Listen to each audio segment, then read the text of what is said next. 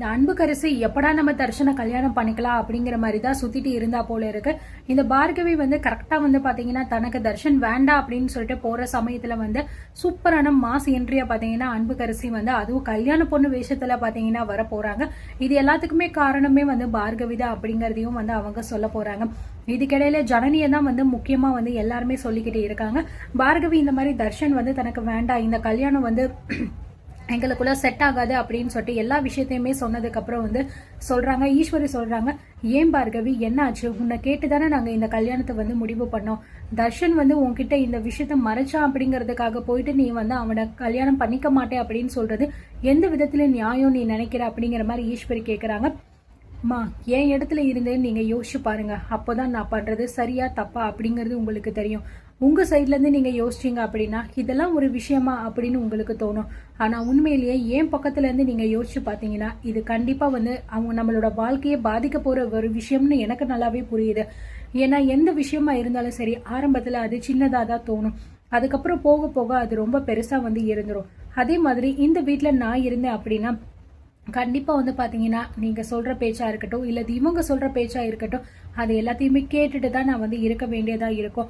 அப்படி இல்ல நான் ஏதாவது மீறி பேசினேன் அப்படின்னா இதோ ஜனனி அக்காவுக்கு நீங்க இப்ப என்னென்ன பண்ணிக்கிட்டு இருக்கீங்களோ அது எல்லாத்தையுமே எனக்குமே நீங்க வந்து பண்ணுவீங்க.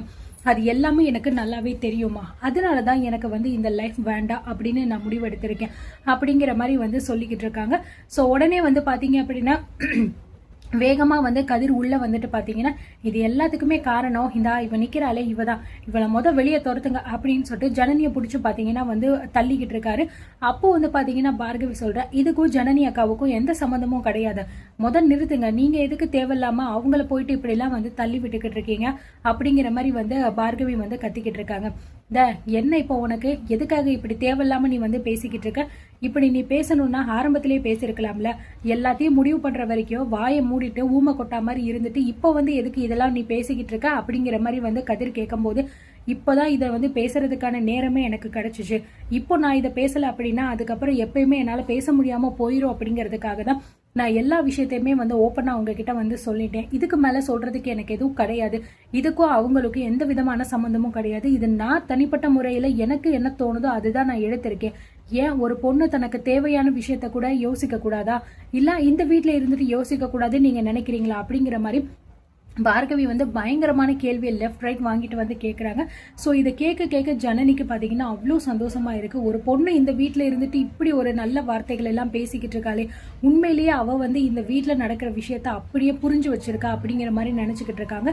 இவ்வளோ நாள் வரைக்கும் அவ வந்து ஈஸ்வரிக்காக தான் படாத பாடுபட்டுக்கிட்டு இருப்பா, ஆனா அவங்களே கொஞ்சம் கூட வந்து ஜனனியை புரிஞ்சுக்கல அப்படிங்கிற மாதிரி நினைச்சுக்கிட்டு இருக்கும் போது நேத்து வந்து பார்கவி வந்து இவ்வளோ விஷயத்த புரிஞ்சு நடந்துக்கிறா அப்படின்னு நினைக்கும் போது ஜனனிக்கு ரொம்ப வந்து பாத்தீங்கன்னா சந்தோஷமா வந்து இருக்கு.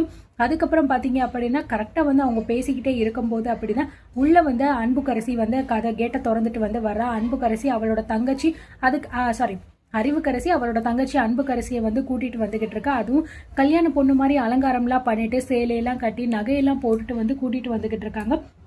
இதை பார்த்துட்டு வந்தா ஆதி குணசேகரன் வந்து, என்ன இவ எதுக்காக தேவையில்லாம இவ இங்க வந்துகிட்டு இருக்கா அப்படிங்கிற மாதிரி வந்து சொல்லிக்கிட்டே இருக்கும் போது உடனே வந்து பாத்தீங்கன்னா கதிர் வெளியே ஓடி வந்துடுறாரு. ஹேய், யார் நீ, இப்ப எதுக்கு தேவையில்லாம இங்க வந்துகிட்டு இருக்க, ஆமா உன்னை யாரு இந்த வீட்டுக்குலாம் வர சொன்னது, தயவு செஞ்சு வெளியே போயிரு அப்படிங்கிற மாதிரி கதிர் சொல்லும் போது, இங்க பாரு உன்கிட்ட நான் ஒன்னும் பேச வரல, இங்க வர சொன்னாங்க அதனால நான் வந்திருக்கேன், சரியா, ஓரமா ஒதுங்கி போயிட்டு உன் வேலை என்னமோ அது மட்டும் பாரு அப்படின்னு அறிவுக்கரசி பாத்தீங்கன்னா பயங்கர திமிரா வந்து பேசிக்கிட்டு இருக்காங்க.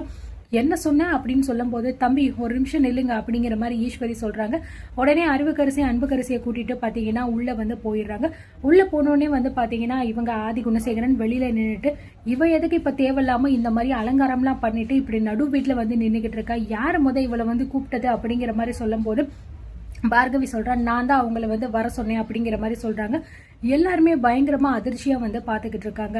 தர்ஷனும் பாத்தீங்கன்னா, என்ன பார்கவி என்ன பண்ணிக்கிட்டு இருக்கேன்னு உனக்கு தெரிஞ்சுதான் நீ பண்ணிக்கிட்டு இருக்கியா அப்படின்னு கேட்கும்போது, இங்க பாரு தர்ஷா, நான் எல்லாமே வந்து கண்டிப்பா வந்து தெரிஞ்சுதான் பண்ணிக்கிட்டு இருக்கேன், அதுவும் உனக்கு எந்த விஷயம் செட் ஆகுமோ அதை நான் பார்த்துதான் வந்து பண்ணிக்கிட்டு இருக்கேன்.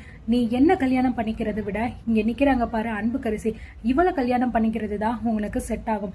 அது மட்டும் இல்லாம உங்க 2 பேருக்குமே ஆரம்பத்துல இருந்தே அண்டர்ஸ்டாண்டிங் இருந்துச்சு. 2 பேருக்குமே கல்யாணம் ஆகலதான், ஆனாலும் நீங்க கல்யாணம் ஆனதா உங்களுக்கு ரெஜிஸ்டரும் ஆயிருக்கு.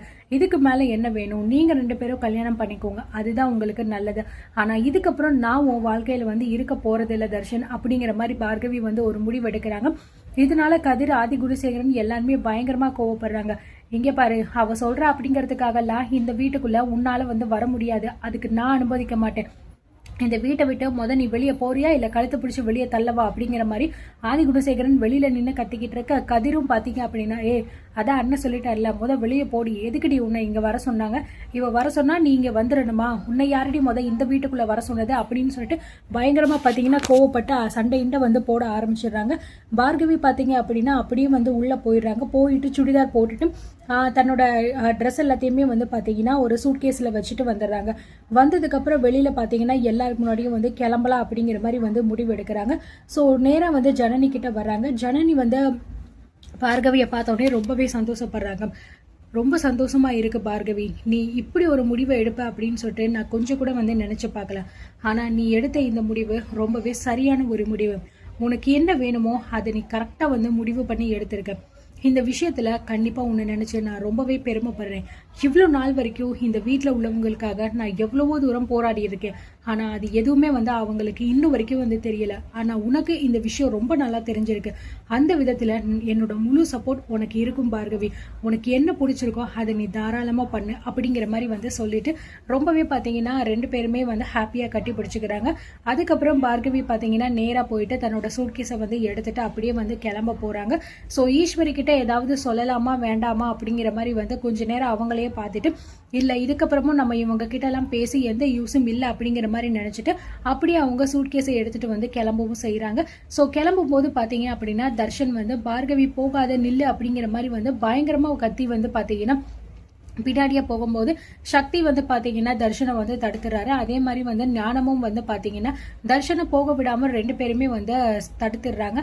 அவ போய்கிட்டு இருக்கா, நீங்க 2 பேரும் என்ன பண்ணிக்கிட்டு இருக்கீங்க அப்படிங்கிற மாதிரி எல்லாம் வந்து சொல்லிக்கிட்டு இருக்காங்க. வெளியில பாத்தீங்க அப்படின்னா ஜனனி வந்து வந்துடுறாங்க. பார்கவி வந்து கிளம்பி போய்கிட்டே இருக்கும் போது சொல்றாங்க, நீ எடுத்த முடிவு ரொம்ப சரியான முடிவு. உனக்கு இந்த வீட்டுல இதுக்கப்புறம் இடம் வேண்டாம் அப்படின்னு நீ நினைச்ச அப்படின்னா இந்த வீட்டு பக்கம் திரும்பி கூட பார்க்காம உன்னோட நடைய நீ முன்னாடி நோக்கி நடந்து போய்கிட்டே இரு பார்கவி அப்படிங்கிற மாதிரி வந்து சொல்ல, உடனே பாத்தீங்கன்னா பார்கவியுமே பின்னாடி கொஞ்சம் கூட திரும்பி பார்க்காம இதுக்கப்புறம் தான் நமக்கு வந்து ஒரு ஹாப்பியான லைஃப் வந்து கிடைக்க போகுது அப்படிங்கிற மாதிரி நினைச்சிட்டு அவங்க பாட்டுக்கு அவங்களோட சூட்கேஸ் எடுத்துட்டு வந்து நடந்து போயிட்டே இருக்காங்க. சோ இது உண்மையிலேயே ரொம்பவே செம்ம சீன்னு நினைக்கிறேன். ஆனா தர்ஷனுக்கும் அன்புக்கரசுக்கும் கல்யாணம் நடக்குமா அப்படிங்கிறது தெரியல. அது கொஞ்சம் வந்து கேள்விக்குறியாதான் இருக்கு. இல்ல அதுக்கப்புறம் கொஞ்ச நாளுக்கு அப்புறம் மறுபடியும் இவங்க 2 பேர் சேருவாங்களான்னு தெரியல. எனக்கு தெரிஞ்சு கண்டிப்பா இந்த பார்கவியோட கேரக்டரை இதோட வந்து ஸ்டாப் பண்ணிட்டாங்க அப்படின்னு தான் வந்து நினைக்கிறேன். சரி, பார்க்கலாம் என்ன நடக்க போகுது அப்படின்னு சொல்லிட்டு. இன்னும் நிறைய விறுவிறுப்பான விஷயங்கள் எல்லாமே வந்து நடக்க போகுது. பார்த்து தெரிஞ்சுக்க நம்ம சேனலை சப்ஸ்கிரைப் பண்ணி வச்சுக்கோங்க.